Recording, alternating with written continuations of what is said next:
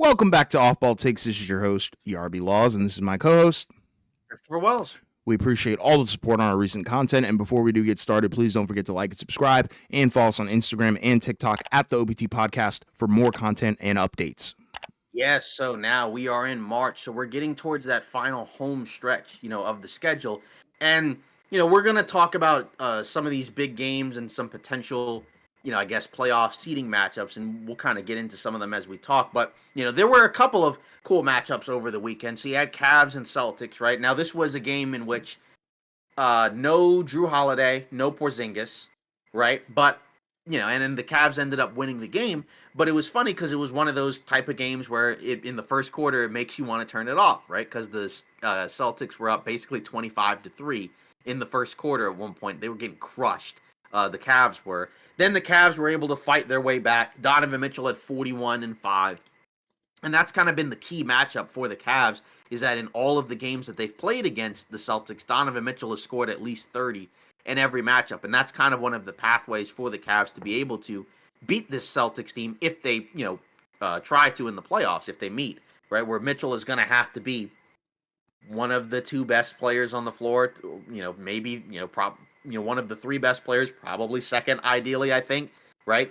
Like, because on the other end for the Celtics, right, Tatum and Brown both played great, right? Tatum at 46 and 16 and 9, and Jaylen Brown at 37 and 5, right? But Mitchell was in between with 41, right? And that was kind of the deciding factor in addition to the supporting cast, right? Because then you look over at the other Celtics players, right? Sam Hauser started, he was 2 for 8, right? Horford, had like a balanced game, but not much in terms of the scoring. White was fine, but their bench was atrocious, right? Because for the Celtics, one of the big differences this year, right, has been that they've gotten some key guys off the bench in addition to Tatum's level of play, right? Where, again, not that their bench was weak last year because, you had Pritchard, you did have Hauser, but Pritchard's been even better this year. And in the games he plays when he's on fire, right, that gives the Celtics another guy that can play big minutes, right? Because, at different points, he kind of became less and less of an impact player as the playoffs went on, up until I guess in the finals, right? He hit the half-court shots or whatever. But this series is tied, right, at 2 apiece for the regular season. We didn't really get any games with, basically both teams right around full strength, right? Like Porzingis, I think, played in like one game or whatever, right? And then, obviously for the Cavs, there were a couple of games where they were a little shorthanded. It feels like the Celtics do have the edge in this matchup, just based off of what we've seen in these games, even though they're tied to a piece. DeAndre Hunter helps, right? He actually doesn't even start. He comes off the bench, right? But he still gives them another element of a wing you can put out there, who can give you contributions on both ends of the floor. Because, their big thing that's helped them is they have a ton of depth. And, Hunter coming off the bench gives them another guy. Because Strus is starting. And, I think he fits in a little bit more with what they want to do on offense at times because he's more of a movement, ball swinging type of guy, right? Yeah. He was on the Heat team, right? Obviously that runs a motion offense. So I think that's where he fits in more. But Hunter, his role is going to be the same as it was in Atlanta, which is nice for him. It's not much of an adjustment. It's different personnel, but he comes in and he can come off the bench and he can fire away, right? Because he's not really a guy that makes a lot of those, swing passes and extra. He's a guy where the possessions tend to finish with him. Yeah, he's a ball when stopper. He's got it in his hand. Yeah, and again, he's been really good this season, and you can see the impact he's made. So the Celtics, the Cavs have won 10 in a row, right? So they've now been kind of turning it up after they had a little bit of a stretch where they were kind of struggling. Same with the Celtics too, right? They lost to the Cavs, they got blown out by the Pistons, but they did get a win over the Nuggets, right? And they're still 7-3 in their last 10. So it still feels like those two teams are the two best teams in the East, right? Now the Cavs have gotten 50 wins after they got an overtime win against the Blazers before we got on, right? No Mitchell, but DeAndre Hunter was in the starting group, and he was awesome. And then the Celtics are 43-18. So, the Knicks are close. They're a couple games back from Boston, but the Celtics have the tiebreaker because they've beaten the Knicks in every game that they've played so far. So it seems like, that the Celtics will probably stay 2, and then, it's up to the Knicks to keep the 3 seed, where they still have 5 fewer losses than any of the teams after them. So it feels like the top 3 seeds are pretty much set. Yeah, I think this was an interesting matchup. Pretty much for all the reasons that you highlighted. Obviously, it's the top two seeds in the Eastern Conference, and playoffs are really at stake here, and we get a nice little preview of potentially what could be an Eastern Conference Finals matchup or whatever the case may be. And I think the X factors for these kinds of games is oddly enough the star play, and that's kind of the intriguing thing, and I think that'll be the case when we go into the postseason, like with Boston. You have to have Jason Tatum and Jaylen Brown probably be on their A game like they were tonight. But you also have to find a way to somewhat limit Donovan Mitchell. And I think that's going to be a tougher task, than people make it out to be, because he's actually a pretty good playoff performer. Like if you look at, the years that he's healthy in the Mhm. playoffs, he pretty much dominates most of the series that he is present and healthy for. But that's kind of the thing with Cleveland, where I'm looking at them, who's going to rise to that occasion, and I think that's where a lot of people have tons of questions and are still super unsure about them being the favorites to come out of the Eastern Conference to represent in the NBA Finals. They're like, the number one seed is great and all, but can you do it in the postseason? Who is going to be that second guy that can elevate alongside Donovan Mitchell? Is it going to be Garland? Is it going to be Mobley? Like, we don't really know that yet, and I'm curious to see, what their playoff run is going to look like, past the first round and things like that. But, sticking to this matchup, I think there are things that both teams do have the edge in certain, aspects in certain categories. But at the end of the day, I think it comes down to consistency. And yeah, overall, I was kind of impressed with what Cleveland was able to do. Like you said, it was definitely one of those games where you want to kind of turn it off initially, but they rallied the troops, they came back, and they had a monster performance, obviously from Donovan Mitchell and other guys as well. So I am looking forward to this matchup really in the postseason. That's really what I truly care about, and I think these games are a very good preview for that. Yeah, Mobley had 17 and 12 in Yeah. this game. And, like you said, he's one of the difference makers for them on both ends of the floor, right? Mm-hmm. Because we know defensively he makes it, Yeah. Yeah. he's the best defensive guy. So he makes a big difference there. But when he's able to also contribute big on the offensive end too, that makes them a lot better, right? Because, now you can see a lot of the growth that he's made, this season, right? Where now he can even stretch the floor from three. I mean, this season he's at 37% from three, Yeah. only on three attempts a game, right? But the fact that he's taking more and his percentages aren't suffering, right? That's what you want to see, because those are the type of shots they'll probably need to hit come playoff time, right? In order to make, the defenses, keep the defenses honest with this too big lineup, right? Yeah. Because of the fact that, teams are going to sell out and just kind of make sure that those guys don't just necessarily kind of like, get any shot at the rim that they want, right? So if those two big lineups can work, and then like you said, if Garland can step up to the plate, right? He made some big shots down the stretch, right? That will help them a lot, right? So I feel like Cleveland, to me, I feel like they are legit. It's just a matter of, do we think that they can take this down the Celtics? I think they could, but I think Boston is still going to have the edge when they're fully healthy, just because I think when they're at full strength, I think it's still the best team, certainly in the Eastern Conference. So it'll be fun to watch for sure, right? Because again, it can't just be Mitchell Right. dominating, That's for the most of problem. the game, right? It's gonna have to be a team effort, right? Just Yeah. because of the fact, he's awesome, but he's gonna need more help to take down a team like the Celtics, right? Who have a ton of talent behind them. Yeah, and I feel like that's kind of been a weird theme throughout his entire career, where it's like the help surrounding him in the postseason has always been kind of odd and a little bit too Mhm. up and down. I feel like, but we'll see.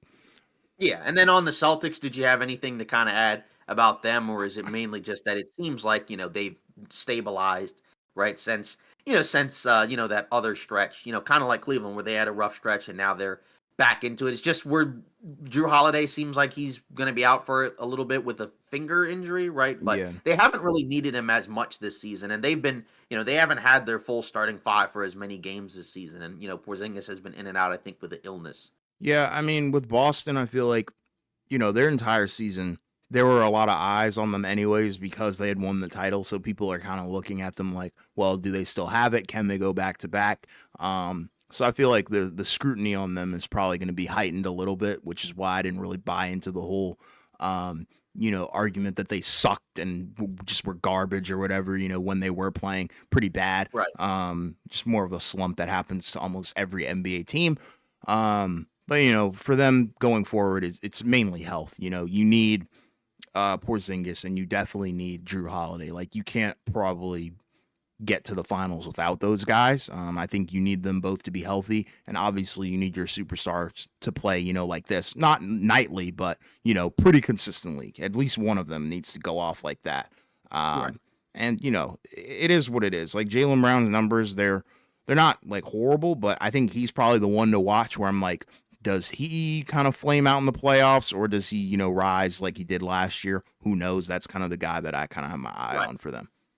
Yeah, because Tatum's been awesome this year, right? Yeah, So I yeah, mean, he's basically been an MVP level guy. yeah. Wasn't as good in the Nuggets game, but just as a whole, right, on this season, been he's been far and away their best player. Yes. It's just it comes down to, like you said, if Jaylen Brown plays to at a similar level as he did last season in the playoffs, they'll be fine. And then after that, it just kind of comes down to everyone else. But it does feel like, because the East seems stronger, and I don't think it'll be as easy of a run as it was last year, Yeah. right? But I think they're still more than capable of pulling it off. It's going to be tough, right? Because they're going to need to be healthy, and they're going to need some of these other guys, and Peyton Pritchard, if he can kind of play at a certain level, that can maybe help offset maybe if you don't get quite as much offensively from like a Drew Holiday or something Sure. like that. But it's something to keep in mind.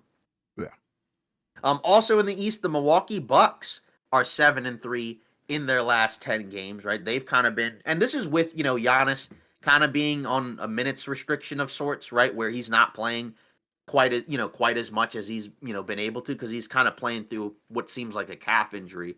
And, you look at the games they've played, it's a mixture of, some decent teams, but then some other good teams, right? Like, they got a pretty good win over the Nuggets, right, on national TV, right? They did get a win over the Clippers. They got a win over Minnesota, right before the break, right? So they've had a number of strong performances recently where, you look at even the Kyle Kuzma acquisition, the shooting splits look pretty similar, but it does feel like, it's better than what they were getting from Middleton, who wasn't giving them anything. And that's kind of what we talked about, where just having some type of replacement level guy for Chris Middleton, who just physically just seemed like he didn't have it for the Bucks, especially for that number, right? It just, it has helped them. You still again have questions, I think, about which guys are going to help you out come playoff time, because now with Lillard and Giannis being like kind of your main offensive creators, right? You do lose a little bit of playmaking and scoring. Like, Middleton when he's healthy is better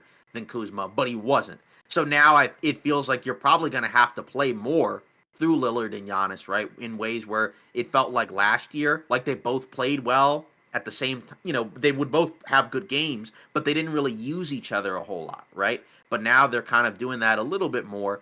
And, again, once Giannis, hopefully, if he can kind of get a little healthier, right, that'll help. But it's something to look at, right? Because it looked like they were kind of stuck, right, in this stretch where it seemed like they were kind of in this spot where, we might be like a 5 seed or a 6 seed or something like that. But they've been able to win enough games where if they can kind of maintain and hang on, because they do have the tiebreaker against the Pacers. So if they can hold on and, continue to win games at this pace, they'll be, they'll be a top 4, 5 seed, depending on what happens with the Pacers, who've also been playing well. We can talk about them if you want, but just as a whole, what have you seen from the Bucks that makes you feel any differently, or is it just more so just there's not really much of a change because they are winning at a better pace than they were before?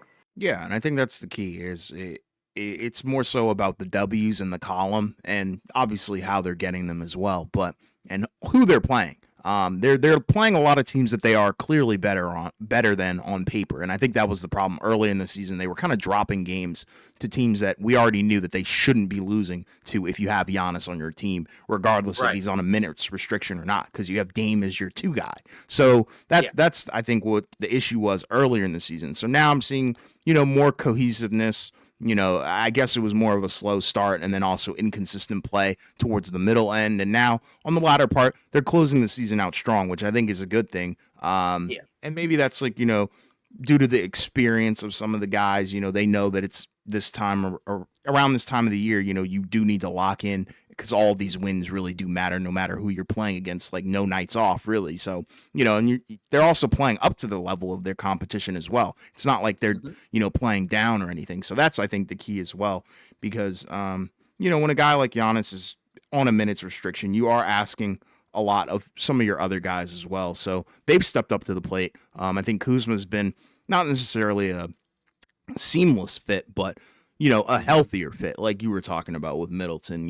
It's hard to ask a guy to return to form when he just clearly couldn't, obviously. So, you bring in Kyle Kuzma, who's a versatile forward. Yeah, he's a memeable guy, but if you really watch ball, then you know that he can do certain things that the Yeah. Bucks desperately needed, which was, creation and things like that. So, as long Rebounding. as he's, yeah, exactly, rebounding. And honestly, throughout his days in Washington, against the narrative, he's actually become a better passer than in years prior. So, he is more of a Swiss Army knife now, but, I do want to see it translate well in the playoffs, and that's kind of where I do have questions. Like, I didn't think they would be a bad regular season team at all. I just don't think that they can win the title as currently constructed. That's all.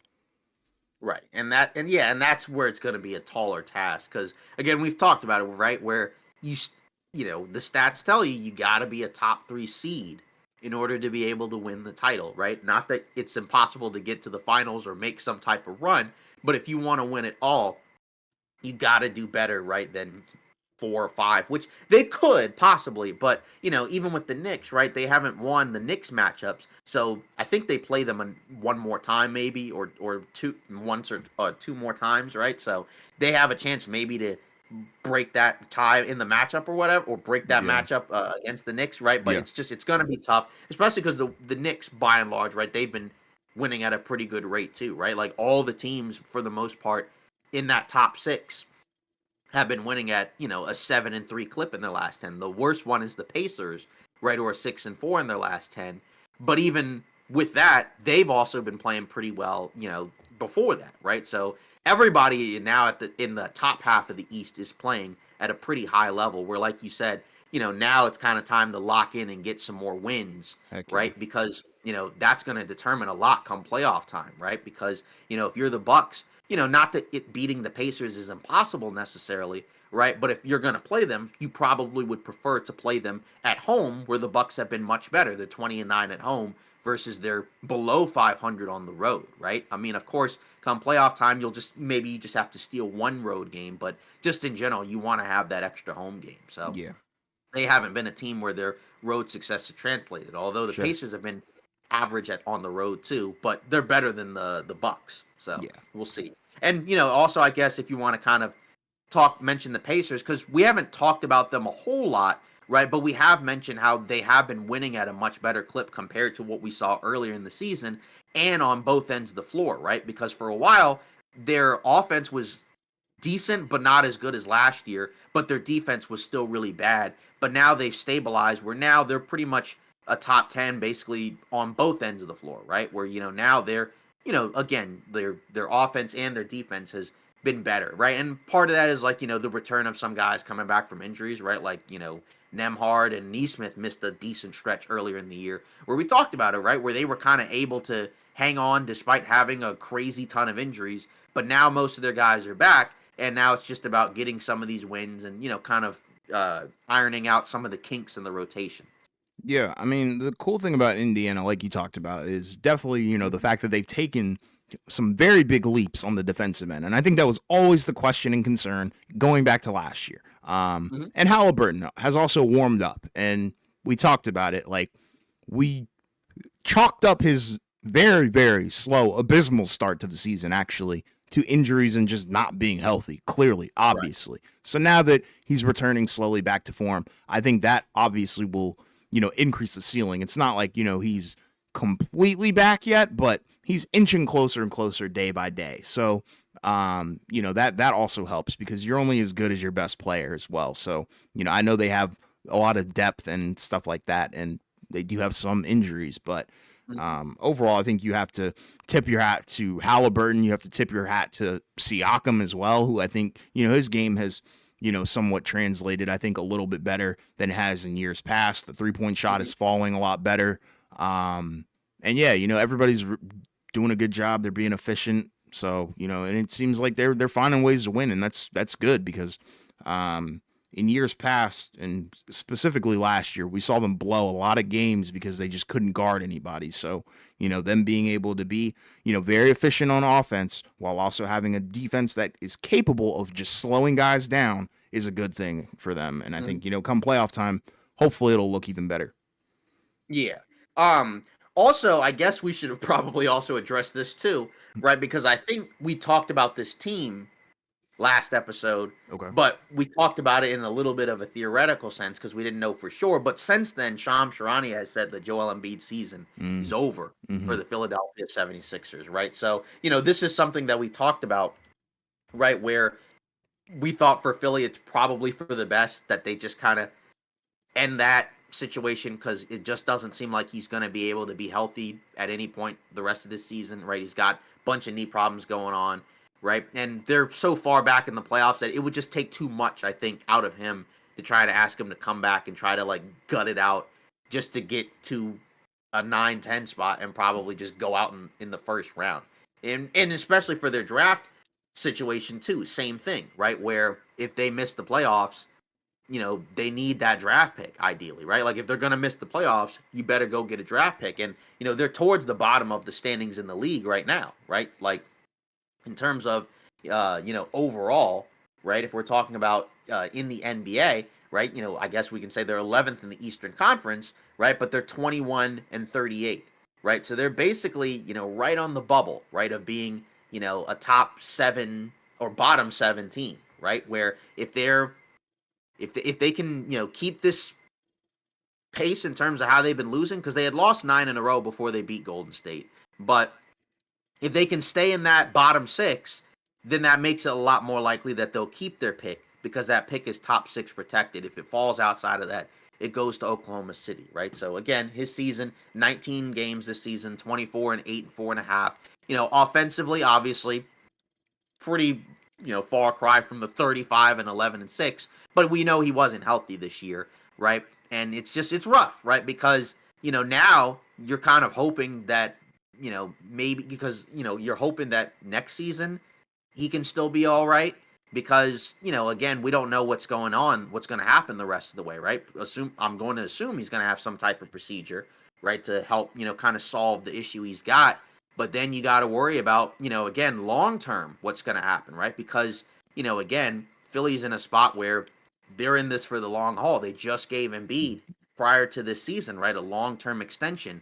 And, now you got to worry about, is he only going to be able to play 30, 40 games? Because once the season's over, I think the stat was he will have missed about almost half of his games that he would have been eligible to play in his career, right? Of course, that includes the 2 seasons where he missed the entire season, right, with the injuries when he was first in the league. Yeah. But, just it's rough, right? Because we know he's an awesome player, right? An MVP level guy when he's healthy. He won an MVP. But at the same time, the problem has always been the issue of can he stay healthy? And that's, kind of the issue that has, plagued him for most of his career is he's not able to finish seasons healthy. By the time the playoffs come in, he's a lesser version of himself on both ends of the floor. Mm-hmm. In addition to, it seems like his playoff, he just may not be as effective of a guy in the postseason, but he's also not healthy in the postseason. So it seems like we may, unfortunately, hopefully it doesn't happen, but it seems like we may be headed for, a awesome player when he plays, but his career might end up being kind of, ruined by injuries, right? Because, we've, at his best, again, he's one of the best players in the game. Yeah, I think honestly, to respond to your point, I think we might already be at that point where his career has just really been plagued by injuries, from the jump, and that's the really unfortunate part about it. But as for Philly, I think they made the right decision, obviously, to shut him down. I think we both were in agreement that was the best thing to do.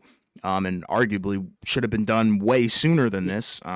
This is not like a good job, Philly, because it feels like they've mismanaged this the whole way. 100%. It really stems going back to last season and even in the Olympics as well.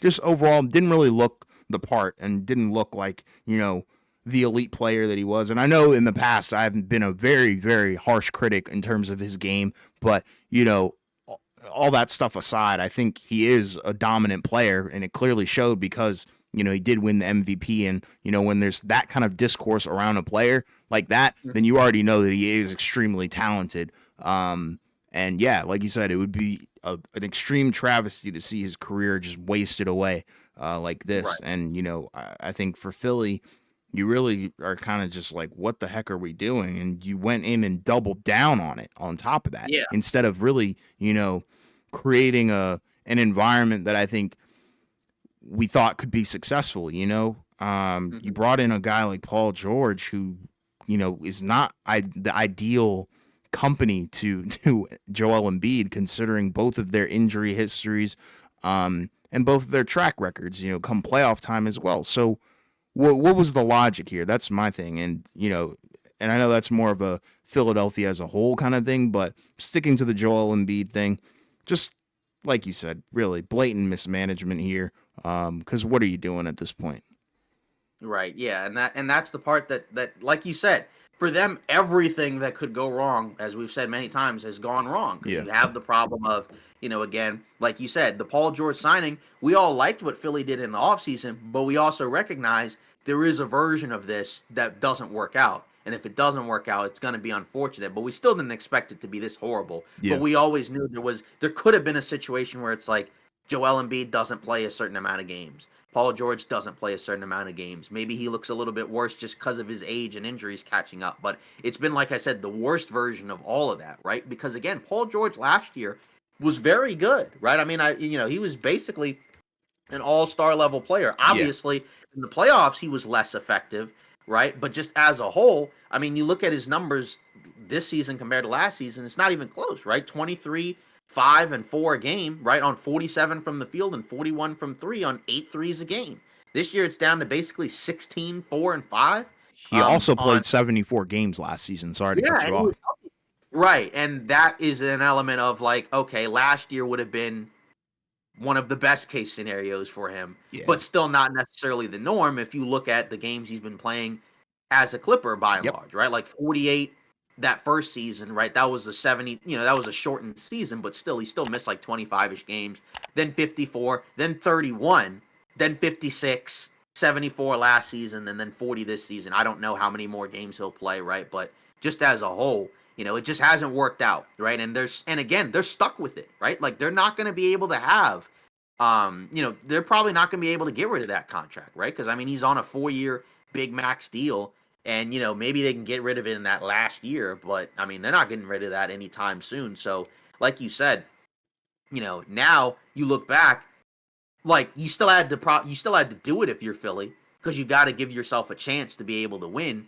But now you're in the spot of, oh my goodness, this isn't working, and now we might be stuck. We might be done, right? Because just from the perspective of now, you have to hope that I mean, I think your hope would be that next year doesn't go as poorly as this year, but there's no guarantees that any of that's going to happen. There's no guarantees that Embiid is healthy next season. There's no guarantees that Paul George is better next season. Like there isn't any of that. And that's the part that, is unfortunate. But like you said, at the end of the day, that's one of the reasons why it was so hard to bet on Philly as, a potential championship team. When they're healthy, they can be in the mix, but it's so hard to bank on them being healthy because we have not seen that, really at any point. And, it's just, now you're just kind of worried as to whether or not it gets worse, right? Yeah. Yeah. For Embiid, hopefully he can, get his career back on track. But, like you said, it's hard to say because he's had so many of these that it may just be at a point where it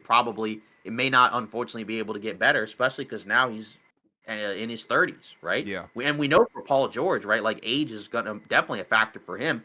He's 34. He's gonna be Right. 35 after the season ends, right? So he's not gonna be getting any younger. So Yeah. just stinks, Yeah. right? And that's kind of one of the unfortunate elements of what we've seen this season. They just need to start tanking at this point.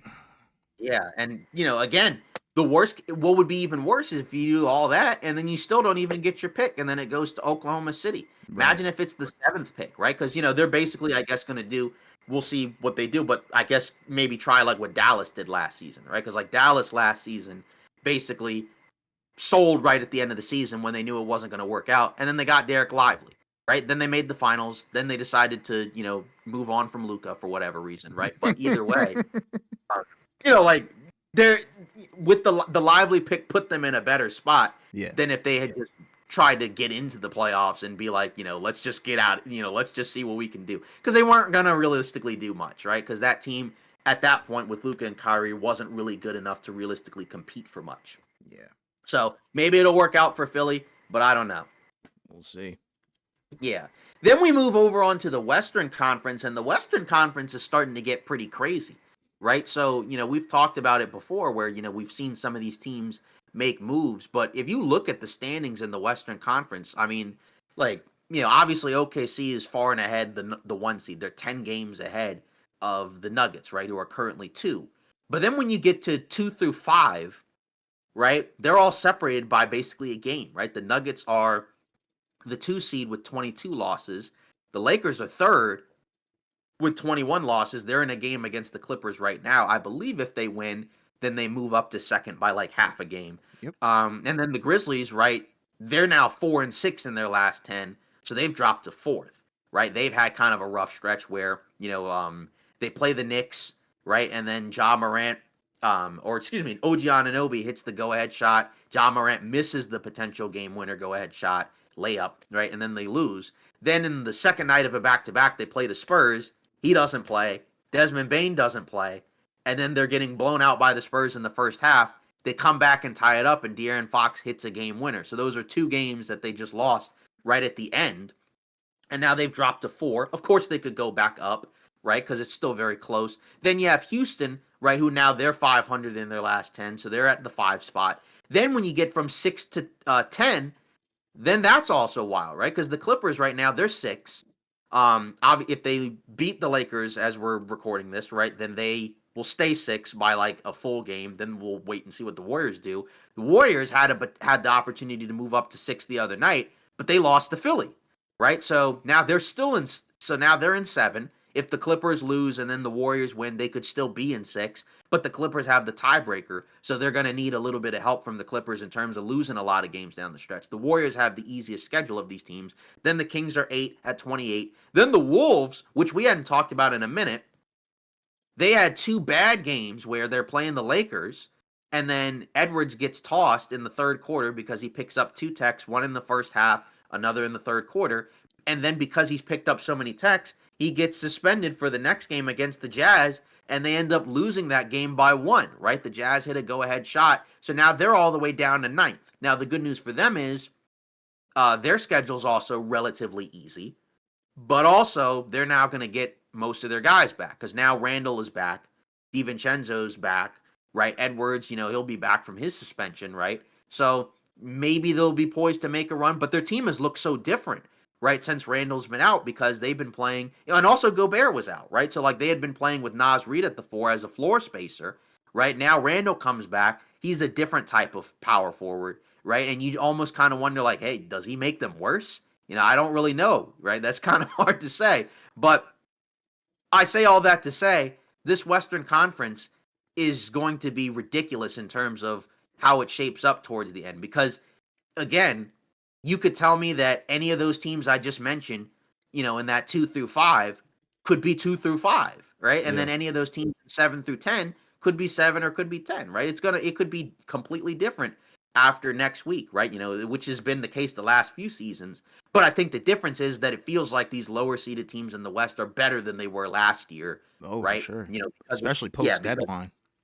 exactly. So, aside from, a couple of them are going to be different, right? But, and then the Mavs, right? They're at 10, but they're also, horribly injured. And at some point, right, hopefully soon, right, AD is going to come back, and that's going to make a difference. So, I mean, we're poised to see like another crazy second half of the season where we're going to see, teams try to make a push, to get whatever, to get out of the play-in because that's the most important thing. The seeding doesn't matter as much, but ideally get out of the play-in, right? Yeah. I mean, that's the crazy part. Like, I think the last time we met and spoke, the Mm-hmm. Lakers, obviously we They were knew, 5. Yeah, they were 5, and now they've started to play their best basketball. They've been playing their best basketball, Yeah. for a while now. But With it's injuries. yeah, it's continuing to heat up, and it's crazy, and that's what I think a lot of people are afraid of. Like they're doing this with Luca not even really being 100% Luca yet, and that's the cool part is like offensively there's a lot that's working there. Denver, I think the loss to Milwaukee hurt them. I don't think they Yeah. should have lost that game, if you want me to be honest, but it Lost is to what it Boston is. too. What'd you say? Lost to Boston too. Exactly. They haven't done very well against winning teams Yeah, as so of late. that's something to watch because they could easily fall from number 2. Memphis, that was a team where I wasn't, necessarily high on their, what they could do in the playoffs potentially, because there are some questions still. What does that team really ideally look like? Hmm. So they're volatile, and that's crazy. Yeah, like you said, two through two through 5 is just odd. It's really really odd, and the Warriors are hot on the Clippers' tail. Like it's gonna be cinematic. It's definitely gonna be a cinematic finish. I think. Yeah. I think Dallas is definitely the wild card because if they can get Hmm. healthy, they can mess everything up from Yeah. probably 10-6. But I Mhm. hope that we can see that, but I doubt Yeah. it. And then Minnesota, what the heck is going on with them? They're so Yeah. up and down, inconsistent. Not really Hmm. Anthony Edwards' fault, but Yeah. it's just bad vibes. Phoenix probably out of it from the looks of it, but Hmm. I don't know. They could just go on a win streak if Dallas continues to not be healthy. But overall, yeah, the Hmm. Western Conference is a complete mess right now, but a good mess, Yeah. an entertaining Yeah. one. Right. Yeah. Because it's funny because when you get past the top 6 in the East, all the teams after that have losing records, right? For Quite different literally. reasons, right? Like the Magic, Jalen Suggs. Now they've been hit with another blow where he's Hmm. got surgery. He probably doesn't come back, honestly. I Hmm. mean, they've already said indefinitely. Maybe he comes back, but I wouldn't bet on it, right? Yep. And they've just not played very well, anyways, right? So their season feels like it's probably done. The Bulls are 13 games under 500, and they're the 10 seed, whereas in the West, Dallas is over 500, and they're the 10 seed.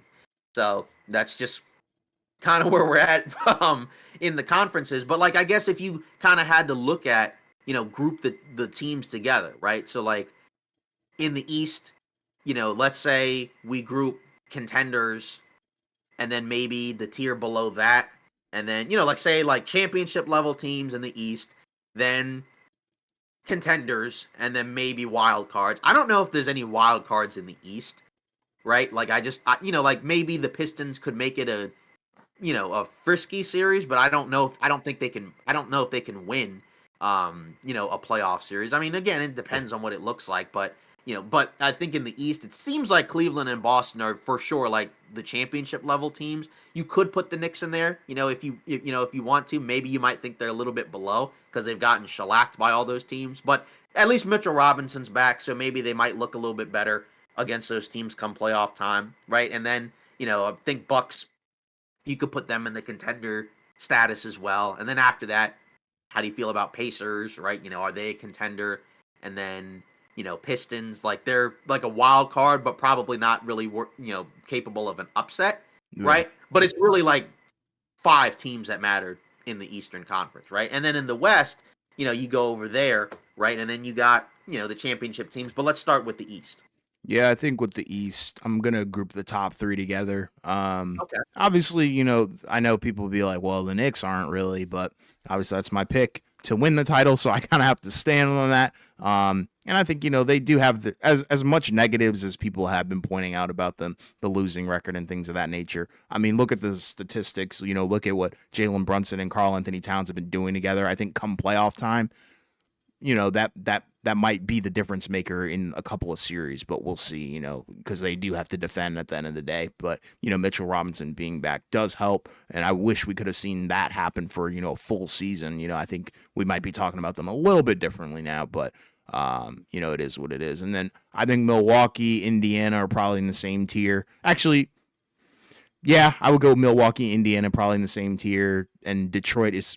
I think they're still grouped in with that play-in tier, Yeah. even though they are obviously out of the play-in. But I just don't think that they're probably a contender. You know what I mean? Right. Yeah. not this season, but could they make it scary? Like, could they push the Knicks to like 6 games, Yeah. right, or something like that, They're right? like In a what the way where, Magic were last year, yeah, That's kind of how I exactly. feel about them, which Yeah, is but they, fine. yeah, That's not they, a bad thing at all, considering where they were no, last season. yeah, for the Pistons, that's great, right? Yeah. So like that's not a problem for them. I think in the East it's easier to figure out. I Yeah. think in the West, that's where you kind of Oh boy. have to rack your brain a little bit to kind of figure out, separate like the contenders from the championship level teams, and then like maybe the dark horses. I think we prefer the term dark horse over Yeah. wild Yeah. card, Yeah. but Yeah. wild card is fair term to use as Mm-hmm. well. So if you want to look at the Western Conference, what are you thinking there in terms of the teams that you feel like you know I don't know if you do you separate championship from contenders, or are you Yeah, kind of I just like, do. I do. okay, yeah, because Because I I do that think there too. there is a very big difference between being a championship team and a championship level team and being a contender. Um, Mhm, so Oklahoma City, obviously, I think they're a championship level team. Denver, they've mhm, proven that. I think they're a championship level team. I even would mhm. group LA with their recent play. Obviously, Okay. having Luca, I think Mhm, automatically kind of puts you in that tier, considering he was in the finals last year. Obviously, the roster isn't constructed like Dallas, but at the end of the day, they're still 8-2. In this long stretch of the season, and they're playing really good, and LeBron is yeah. still a factor as well. Other guys offensively, AR is looking super developed. Like everything is kind of going right for that team. So I think Really? Yep. yeah, Rui as well. Like momentum is on their side on both ends of the floor, and I think that's a scary sight. So I have to put Okay. them as a championship level team. I think Memphis is a contender, Mhm. and I'm not gonna lie, I'm gonna skip a couple. I think Golden State is a contender. Okay. Everyone else is more of a playoff team. I would say Houston's a playoff team. Clippers are a playoff team. Okay. Sacramento, kind of a playoff team. Minnesota should be. I don't know what's going to happen with Who them. knows? And Dallas, Yeah. I would say, would be the dark horse. That's kind of how I feel Okay. about that. Yeah. Like, so let's say for the Clippers, if you had a healthy Kawhi, would you move them up into contender, or would you probably just still keep them at playoff team? I think you have to move them into contender because of what we've seen Kawhi do, in Mhm. years past, with interesting supporting cast. But I think the Clippers do have a roster where you do like, a lot of their individual play and their players, and collectively even like they're making it work, like Mhm. regardless. So, obviously it's not looked too great in their last 10. They are -4 and 6, but at the end of Yeah. the day, I think, they're in that sixth spot for a reason, because a lot of people thought they were cooked, like in terms of, being Mhm. in the play in area, but we'll see. I think Golden State is for sure better. And I think that kind of, Yeah, the I agree. Jimmy Butler move, just kind of gives you the contender kind of feel. Yeah. And with them having one of the easier schedules, like that, they probably have the easiest job to move up into the Exactly. top six. And if they can get into the top six, then I think that makes the path, easier. And then, 100%. we'll see what the matchups could be. Who knows? It could be like Lakers, Warriors first round, or it could be, Grizzlies, Oh, it's going Warriors to be first round. Who knows? cinematic, man.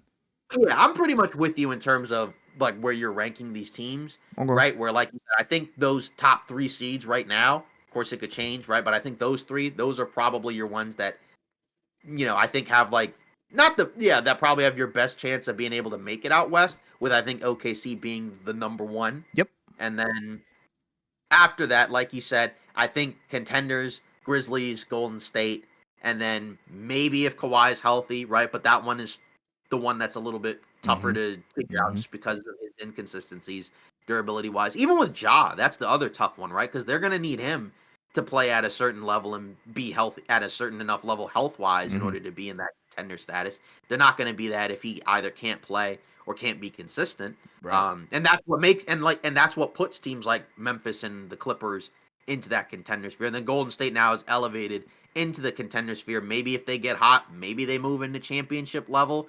Maybe, I mean, it's certainly possible. I mean, it might be a little bit difficult, but they could With Steph, maybe talk. anything is possible. Yeah, Keeping it's it the buck. Steph factor. Yeah. It's the Steph factor. It's just to me the question. But I feel like for the championship level, I think you gotta. Do you have a realistic chance of being in the top three seed? And I think that's the tough part, right? Where like 1 through 4 definitely does. Houston probably isn't going to be at this point Nope. because they didn't really make any moves. Their main thing is just get healthy, right? And they can maybe win some games. But they're probably not going to finish as a top 3 seed at this point, right? So I think that's kind of the ticket there, right? You have like probably 4 teams that I think could be in the mix for the top 3 seed. And then after that, right, then we'll kind of see where it goes from there. But yeah, like you said, and then a healthy Dallas, that's probably of the, assuming Golden State makes it into 6, then Dallas is probably the lower seeded team you probably don't want to play. Hmm. Just because, with Minnesota, if, with their group, Edwards could go off, but I just don't really like the mix with Randall and some of the other guys. Like, Agreed. I don't see a scenario where like he is like a 6 man. You know what I mean? Assuming he's healthy, like we'll see what happens there. But I think the Mavs would be the scariest of the 8, 9, 10 ones. But I wouldn't expect them to win the first round against one of the top 2 seeds. Like, you know what I mean? But they could Agreed. make it scary. They'd be scarier than the 8th seed in the East. Like a banged up at Orlando or Atlanta or Chicago or Miami or something like that. But Right. I think at this point, I think we're getting a much clearer picture of the championship level teams and then the contenders / wild cards, and then obviously you can kind of go from there afterwards, right? Because Yeah. once you move out of the play-in, right, then those teams are kind of looking ahead to next season. So Yeah, for sure. yeah, exactly. So, I mean, and again, it's going to be pretty funny once we get to the playoffs because I think this is going to have the potential to be way better than last year's postseason. Because I think we were excited about last year's postseason, but then it ended up being a little bit more of a dud just because the Celtics just kind of stomped through everybody. But I think this is going to be a little bit tougher. Like I said, my pick going into the season was Boston. I'm still going to stick with Boston, and I think they can still win it. But if everybody's healthy, it's going to be, I think, tougher for them this time around. But you could also make the case that, hey, I mean, they didn't even have Porzingis last year, and they didn't really need him for the teams they were playing. But for these other teams, I think they're going to need him, and that's a question of, can he be healthy? Yeah. So It's gonna be interesting. What a photo mhm. photo finish I think this season is gonna have, really. That's it for today's episode of Off Ball Takes. Again, let us know your thoughts in the comments about these matchups that we've seen over the last weekend, and then what do you think of the teams in the playoffs? Do you agree with our takes on where we rank each of these teams in terms of championship and contenders and wild cards? Let us know your thoughts on the Philly situation. Of course, if you leave a comment, we'll read it at the end of the video. And continue to like and subscribe, and we'll see you in the next one.